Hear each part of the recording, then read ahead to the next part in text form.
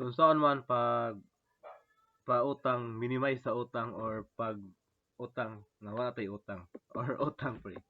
So siyempre ang number one is add income. So saan man yung pagbayad sa utang kung wala tay income.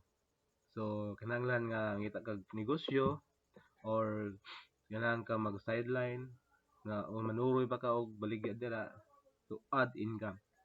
So ang ikaduha ana is ang emergency fund. So sa emergency fund, saan man nimo pag bayad sa utang kung wala kay emergency fund. O saan man nimo pag pangandam nga yung kasog simbako lang o kay makuot, diba? So kinahanglan na kay emergency fund.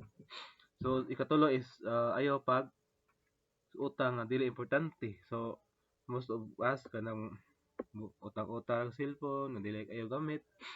Nanghampog ka sa tawo na kay cellphone, so dili kinahanglan nga dili ka utang nga dili importante, no? Kay kaupat is bag-ohon ang pamaagi sa pag-utang.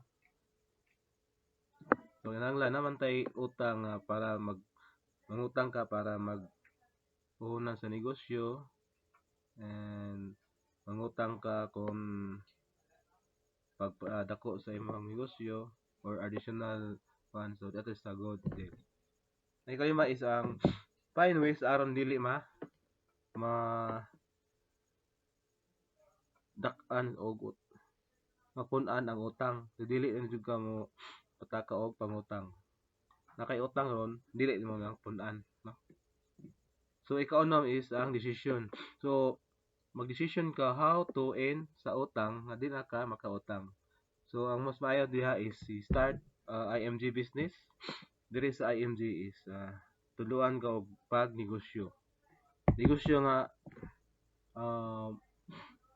dili man nagyag mga produkto ha. Negosyo nga is own your own business. Maka-savings ka, maka-negosyo ka, o napakay mga coaches nga magtudlo nimo saon pag negosyo. So ang ikapito is on healthcare. So ang ingon og ganiha na kay emergency fund. Ang ikapito is healthcare. So kinahanglan jud ganad jud kay healthcare. Ang gasog simbako, hospital ka, naay mo care nimo ang kuan. So ang number one ani is ang Kaiser. So ang once nga sa Kaiser is 3-in-1 saving 3-in-1 siya ang Kaiser is ang saving, investment and healthcare. So hospitalization ana covered for the Kaiser, and then also sa kung cover kag makumulate niya pa imong savings is a savings pwede sa gamay invest kay makumulate imong kwarta. So kaysa iganahan mo join sa akong team,